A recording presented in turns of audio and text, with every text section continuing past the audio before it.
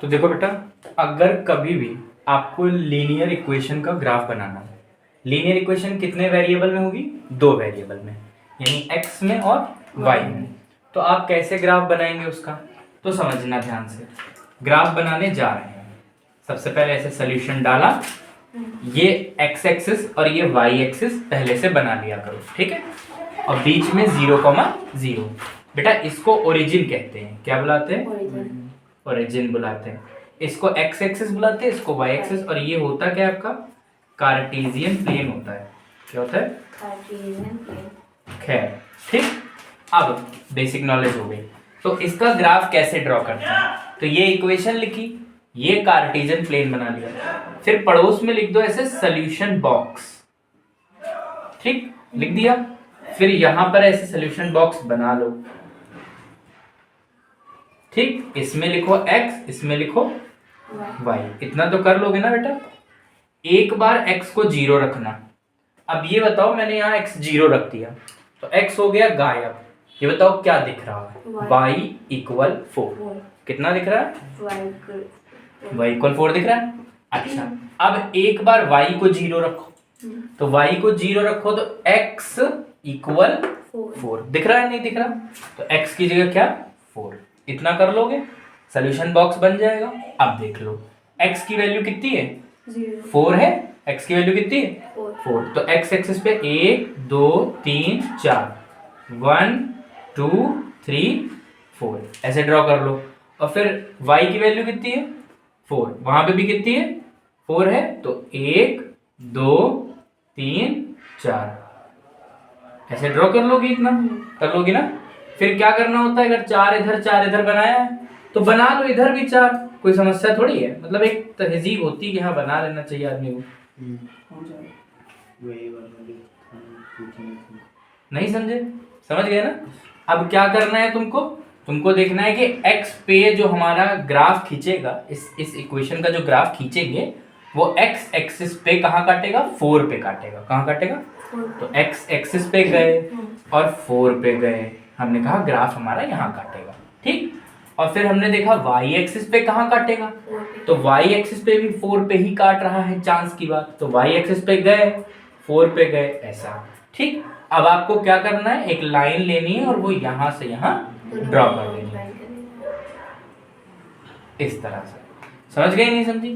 तो ये जो है तुम्हारा, ये बन गया, जो इसको बोलेंगे ग्राफ। क्या बुलाएंगे इसको? तो ये ग्राफ किसका है sir? x plus y equal to 4 का। जो x एक्सिस पर बेटे पॉइंट होता है उसको लिखा करो 4,0, ठीक है। समझ गए नहीं? x की वैल्यू 4 होती है, y की वैल्यू 0। x एक्सिस पर y की वैल्यू कितनी होती है? 0 ना। तो जब लिखा जाता है पॉइंट तो x की वैल्यू लिखी जाती है और y की वैल्यू कितनी? 0। y एक्सिस पर कौन 0 होता है? x 0 होता है। तो x की वैल्यू 0 रख देना और y की वैल्यू कितनी है? 4। और ये आपका ग्राफ बन गया। टीचर बहुत अलग अलग तरीके से बनवाते हैं, कभी x की वैल्यू 1 लेते हैं, कभी -1 लेते हैं, कभी 2 लेते हैं। मतलब हमको ये तरीका सिंपल लगता है, साधारण है। बस करना है आपको, सॉल्यूशन बॉक्स बनाना है, x की वैल्यू y की वैल्यू निकालनी है। x की वैल्यू जब 0 रखोगे तो y आएगा और y की 0 रखने पे कौन आएगा? x आएगा। ऐसे निकाल लेना। फिर ग्राफ बनाने के लिए बना देना एक कार्टेशियन प्लेन बेटा। उस कार्टेशियन प्लेन में देखना x की कहाँ वैल्यू है? 4, y की कहाँ वैल्यू है? 4, और उसको मिला देना, ग्राफ बन जाएगा। बहुत सिंपल तरीका है, ठीक है। समझ में नहीं है? नहीं आया? ठीक है। अब देखो 2 क्वेश्चन है, इनका करने जा रहे हैं। अच्छा, अब हमारे पहले क्वेश्चन का सलूशन देखो। इसमें x/2 दिया है, माइनस का y/3 दिया है, इक्वल टू में 2 दिया है। कभी भी इक्वेशन इस फॉर्म में मिले तो उसको पहले सही तरीके से लिखो। सही तरीके से मतलब इक्वेशन आपकी ऐसे होनी चाहिए हमेशा, ax प्लस by, ठीक है, इक्वल टू c। समझ रहे नहीं? समझ रहे? बात कब समझ में आ रही? आपकी इक्वेशन कैसे होनी चाहिए? ax plus by equal to c। ऐसे बना लिया करो, ठीक है। तक कर सकते हो ना? ठीक। तो हम क्या करेंगे, इसको कैसे सॉल्व करेंगे? सर 2 भी है, अपॉन में 3 भी है। जब दोनों ही के अपॉन में अगर डिजिट दिख रही है तो एलसीएम ले लेना चाहिए व्यक्ति को। 3 और 2 का एलसीएम 6 है सर। 3 इंटू एक्स 3x, 1 से 1, 2 into Y 2y, equal to में बेटा कितना है? 2 है। अब आपको क्या करना है, 3x लिखा आपने, 2y लिखा आपने, 6 इंटू 2 कितना होता है, 12 होता है। तो ये आपकी इक्वेशन बन गई है, ऐसे ही बनी है जैसे ऊपर लिखा है ax by है और बराबर में c है। पक्का है, कोई प्रॉब्लम हो बता दो, नहीं श्योर हो? अच्छा, अब आपको क्या करना होता है, ध्यान से समझना। अब आपको क्या सिखाया था हमने, सबसे पहला काम सॉल्यूशन बॉक्स बनाओ। क्या बनाओ, सॉल्यूशन बॉक्स। चलो भैया सॉल्यूशन बॉक्स बनाओ जल्दी से। कैसे बनाते हैं, एक बॉक्स बनाते हैं, एक लाइन खींचते हैं, ऐसे लिखते हैं x, ऐसे लिखते हैं y, ठीक है। फिर एक बार x को 0 रखो, x 0 रखा तुमने। अगर देखो बेटा इधर ध्यान से देखो, x अगर 0 हुआ तो 3 multiply 0 minus 2y equal to में 12, 0 माइनस 2y इक्वल टू में 12, तो 2y माइनस का इक्वल टू में 12, तो बताओ y इक्वल 12 अपॉन माइनस का 2, तो बताओ 2 6 12, तो y की वैल्यू कितनी है, तो y की जगह क्या रख देंगे, समझ में नहीं आया बात, आगे। अब इसी तरह से अगर y को 0 रखेंगे तो देखो 3x इक्वल में क्या लगा 12, तो अब यहाँ पे 3 को अगर अपॉन में भेजोगे तो x इक्वल 12 अपॉन 3। अब ये बताओ 12 अपॉन 3 कितना होता है, 4 होता है। तो जब y 0 रखा तो x कितना आया, 4 आया। इतनी बात क्लियर। अब दूसरा काम क्या था, दूसरा काम था कार्टेशियन प्लेन बनाओ, एक x एक्सिस और एक y एक्सिस, ठीक। पहले देखा x पे कितना है 4, 1 2 3 4, और y पे कितना है 6, माइनस का है तो नीचे 1 2 3 और फिर 4 5 6। अब देखो नीचे 6 गया है ना, तो हम क्या करेंगे सब पे फिर 6 6 रखें, जैसे मतलब एक तरीका होता है लिखने का, तो सब पे फिर क्या रखेंगे, 6 6 रखेंगे। तो 1 2 3 4 हो गया, 5 6, ठीक है। इतनी बात क्लियर है, नहीं समझ में आ गया ना। और फिर यहाँ पर भी 1 2 3 4 5 और 6, यहाँ पर भी 1 2 3 4 5 और 6, ऐसे कर लिया तुमने। सब पे नंबर जरूर लिख देना।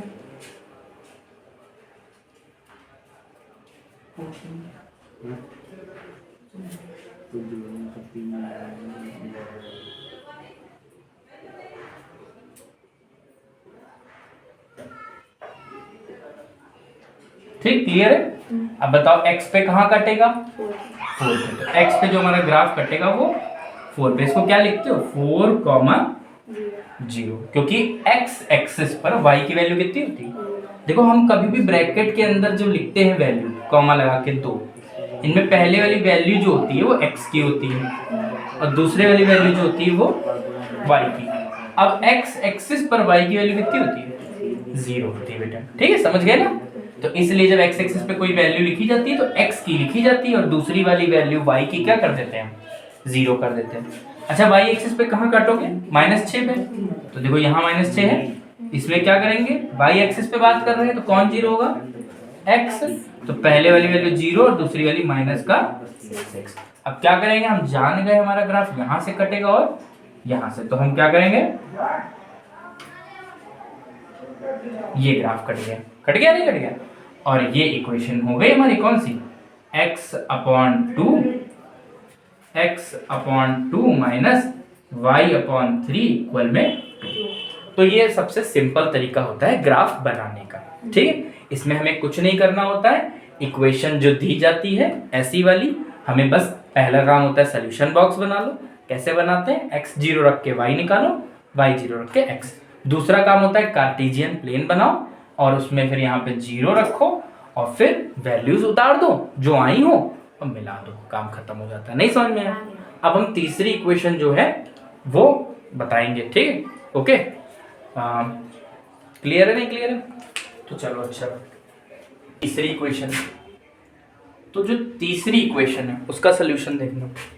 तीसरा वाला जो क्वेश्चन था बेटा वो था x-2 अपॉन में 3 इक्वल टू y-3, यही तो था ना क्वेश्चन, पक्का है। अच्छा, अब हमको ये बताओ कि बेटा x-2 तो ऐसे रख ले रहे हैं और ये जो 3 है इसका क्या करोगी, y-3 से मल्टीप्लाई करेंगे। तो 3 को सामने भेजा, तो ये बताओ 3 मल्टीप्लाई वाई कितना होता है, और 3 मल्टीप्लाई 3 कितना होता है। अच्छा बेटा, अब क्या करना है तुमको कि इस 3y को इधर लेके आना है। ले, काहे का हो गया, माइनस का हो गया, और 9 को चाहे उधर ही छोड़े रखो, है ना। फिर हमने सर x तो है ये, 3y है सर ये, और ये जो 2 है सर हम उसको उधर ले जाएंगे। तो 2 यहाँ माइनस का था, लेकिन जब इक्वल के राइट साइड पहुंचेगा तो ये, तो x minus 3y equal to आएगा 9, माइनस का 9 प्लस का 2 क्या होता है, माइनस का 7। कोई प्रॉब्लम है, नहीं समझ में आया, आ गया। अब क्या, हमारी इक्वेशन बन गई सर। तो हम अपना प्रोसीजर स्टार्ट करेंगे। कौन सा प्रोसीजर होता है, सॉल्यूशन बॉक्स बनाओ। सॉल्यूशन बॉक्स कैसे बनता है, एक रेक्टेंगुलर बॉक्स बनाएंगे, है ना, उसमें एक x लिखेंगे, एक y। x को क्या रखा, 0। अच्छा तुम बताओ, इफ x बराबर 0, अगर हम x को 0 रखें तो बेटा 0 माइनस 3y इक्वल टू में -7। तो बेटा -3y इक्वल टू में -7, क्योंकि 0 तो कुछ होता नहीं है बेटे, माइनस माइनस क्या हो गया, कैंसिल। 3y इक्वल टू में क्या आया, 7। तो y इक्वल टू में क्या आया, 7/3। हाँ वेरी गुड, तो y इक्वल टू में 7/3। अगर तुम चाहो x को 0 रखकर दिखाने का मन हो ये, तो बेशक दिखा सकते हैं, कोई समस्या थोड़ी है। और अगर आप रफ में करके डायरेक्ट वैल्यू रखना चाहें तो रख सकते हैं, आपकी मैथमेटिक्स अच्छी है। आप x 0 रख के सीधे y इक्वल 7/3 तो ऐसे रख दीजिए, और अगर आप करके दिखाना चाहो तो कर दो, ठीक है बच्चा। तो नहीं काटेंगे, अरे कैसे कोई काट लेगा, समझ रहे हो, क्योंकि मैंने किया था, सर ने काट दिया। कौन सर, मतलब ठीक है काट सकते, लेकिन ऐसे नहीं काट सकते, तहजीब होती है। काटता है पूरा, एक भी नंबर नहीं दिया, पूरा काट दिया 5 में। हाँ तो बेटा उनको चेक नहीं करना आ रहा होगा, तुम क्या क्या बुलवा रही हो हमसे, हम पढ़ा रहे हैं, ठीक है समझो। y 0 रखे बेटा, तो अगर y 0 रख देंगे, x माइनस 3, 0 यहाँ रखा, माइनस का 7, x माइनस 0 इक्वल टू में माइनस का 7, x इक्वल टू में बेटा क्या आ गया, -7। इतनी बात क्लियर। कब आया ये, जब y क्या था, 0। तो y 0 रखा, x कितना है, -7 है।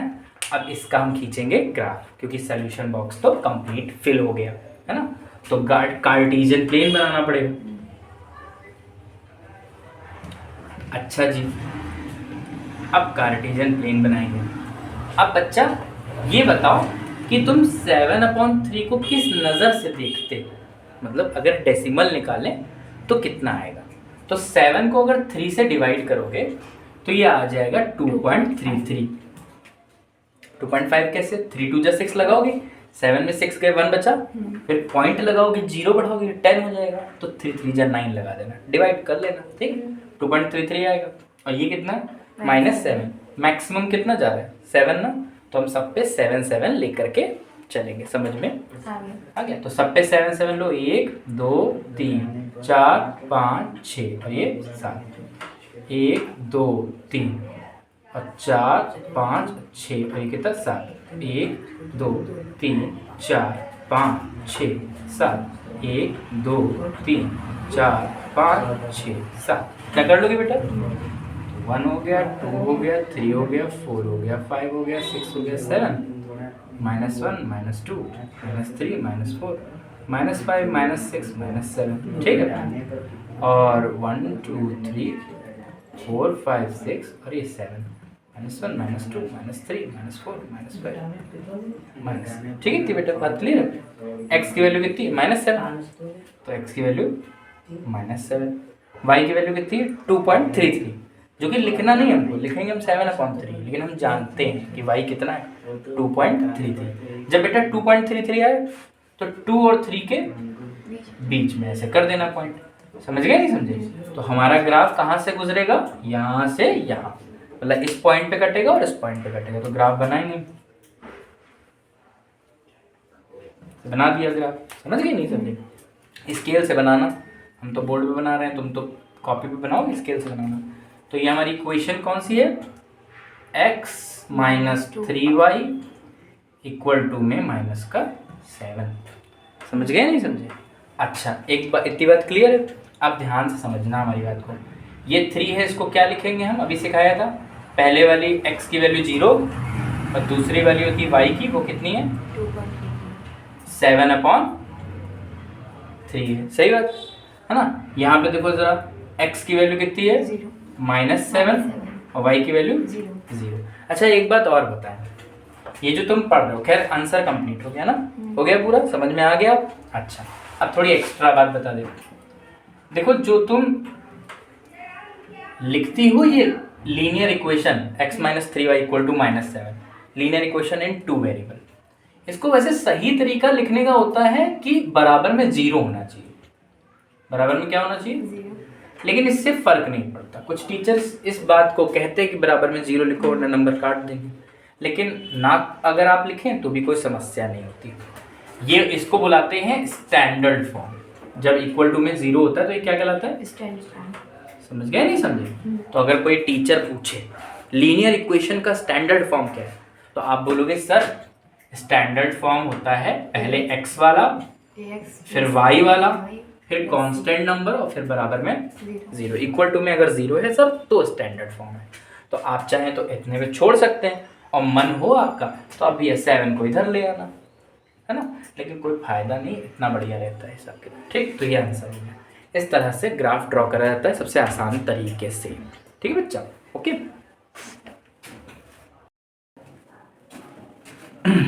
तो बेटा अब हम लोग एक और क्वेश्चन करेंगे जिसमें लिखा है how to draw the graph of y = mod x।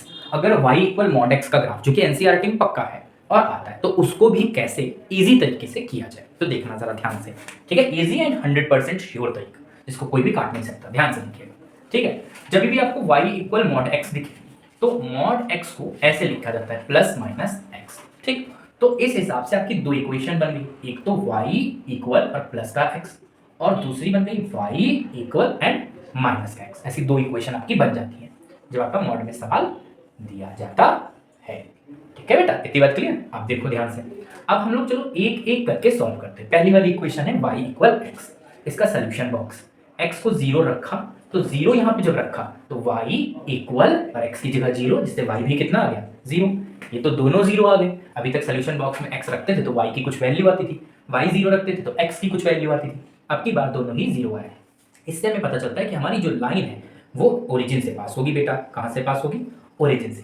लेकिन जो हमारी लाइन ओरिजिन से पास हो रही है सर, वो ये भी हो सकती है, हमारी लाइन तो सर ये वाली भी हो सकती है, हमारी लाइन तो सर ऐसे भी जा सकती थी।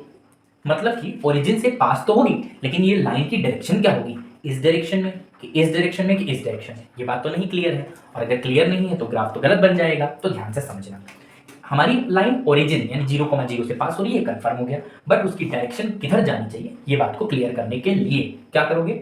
x की जगह एक बार 1 रखोगे। जब x की जगह बेटा तुम 1 रखोगे यहाँ पे तो y = और यहाँ पे कितना आ जाएगा? 1।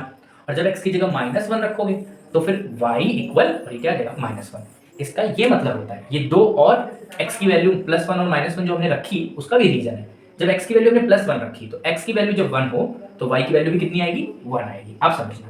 तो डायरेक्शन अभी तक क्लियर नहीं थी, अब डायरेक्शन क्लियर हो जाएगी। अब समझना, x की वैल्यू जब 1 तो y की वैल्यू भी 1, तो x की वैल्यू 1 और y की वैल्यू भी 1, यानी कि आपकी लाइन जो है वो 1,1 यहाँ से पास होगी। ठीक, दूसरी बात जब x की वैल्यू -1, ठीक है बेटा, तो y की वैल्यू भी -1, यानी जब इधर से आएगी तो यहाँ से पास होगी। अब आपको टेंशन नहीं है डायरेक्शन की, क्यों? क्योंकि अब आप जानते हो ये ओरिजिन से पास होगी, यहाँ से पास होगी और यहाँ से पास होगी। ठीक है, तो आप क्या करोगे? आप जो है जो लाइन आप ड्रॉ करोगे वो ऐसे ड्रॉ करोगे, तो आपको फिक्स हो जाएगा कि आपकी लाइन ये 1 पॉइंट, ये 2 पॉइंट और ये 3 पॉइंट से जा रही है। अब ये डायरेक्शन की कोई टेंशन नहीं, क्योंकि अब ये इधर नहीं है उधर नहीं है, सीधे जा रही है। ठीक है, तो ये कौन सी लाइन है? y = x वाली। इस तरह से ड्रॉ करना। ठीक है, इतनी बात क्लियर? आप समझो। अब दूसरी वाली लाइन की बात कर लेते हैं, उसका भी सोल्यूशन बॉक्स। देखो तुम पूरा लिखना एग्जाम में, SOLUTION। कुछ गलत अगर करोगे तो यार मैम काटेंगी या सर काटेंगे, तो फिर मत कहना। ठीक है, हाँ सही तरीके से यहाँ से नोट करके जाओगे और तब करोगे जाके स्कूल में तो सही आंसर ही आएगा। यहाँ पे x लिखा, यहाँ पे y।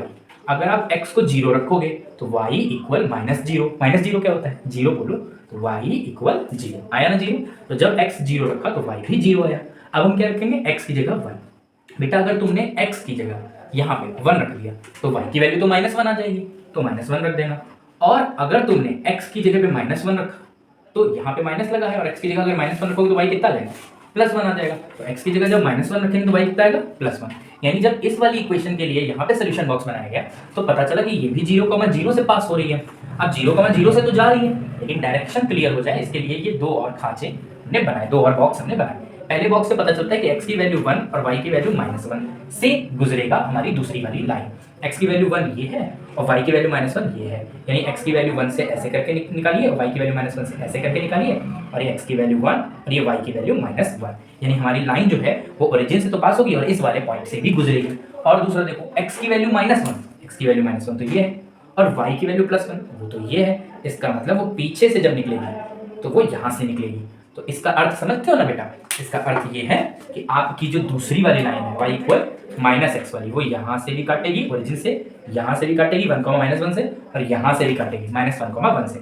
तो इस तरह से आपका ग्राफ ड्रॉ हो जाएगा। क्लियर है? ये हो गया क्या? y = -x। अभी बताओ बात क्लियर है? ना क्लियर हो तो वैसा बता दो, क्लियर हो तो वैसा बता दो। ये y = -x है, ये y = +x है। इस तरह से आप y = mod x का ग्राफ ड्रॉ करोगे। बेटा समझ में आया नहीं है? अगर समझ में आ गया तो इस चैनल को सब्सक्राइब कर देना, बेल आइकन दबा देना। क्यों? क्योंकि तुम्हारे लिए बहुत ज़्यादा प्रॉफिटेबल चैनल है। इस चैनल में मैं क्या करता हूँ, जैसे कि आपका हाई स्कूल जब आएगा तो आपको इस चैनल पे कई सारे कलेक्टिव क्वेश्चंस, एक लौता यही चैनल है जिसपे आपको अलग अलग सोर्सेज के इंपॉर्टेंट क्वेश्चन जो डायरेक्ट एग्जाम में पूछे जाते हैं, जो हर साल पूछे जा रहे हैं, वो सबके सब मिलते हैं। समझे? जैसे कि आप जब बोर्ड्स में आओगे तो आप मास्टरमाइंड, एनसीईआरटी एग्जाम्पलर, एनसीईआरटी की book, sample paper, CBSE last 10 year paper, इतना सब बुकें तो नहीं खरीद सकते आप। और अगर आप चाहते हैं सभी बुकों के सवाल आपको एक प्लेटफॉर्म पे मिले, और वो भी 1 घंटे या 2 घंटे या 3 घंटे की कंप्लीट वीडियो में आपको पूरे चैप्टर के जितने भी सवाल हैं, वो चाहे एनसीईआरटी एग्जाम्पलर से हो, चाहे सैंपल पेपर से हो, चाहे मास्टरमाइंड से हो, चाहे एनसीईआरटी बुक से हो, चाहे सीबीएसई लास्ट 10 ईयर पेपर से हो, सभी सोर्सेज से मैं कलेक्ट कर लेता हूं सवाल। वो 70-80 जितने भी सवाल होते हैं जो आप लोग इधर उधर से लगाते हो, फिर भी पूरे नहीं पढ़ पाते, आपको पूरे नहीं मिल पाते, वो सारे सवाल यहाँ होते हैं। यानी इसके बाहर सवाल बोर्ड्स में नहीं आते हैं। अगर आप इस चैनल को सब्सक्राइब करते हैं तो ये फायदा रहेगा। तो चैनल को सब्सक्राइब कर दीजिए, बेल आइकन को दबा दीजिए। It is the most and only profitable channel for you. समझ रहे नहीं समझ रहे? चलिए।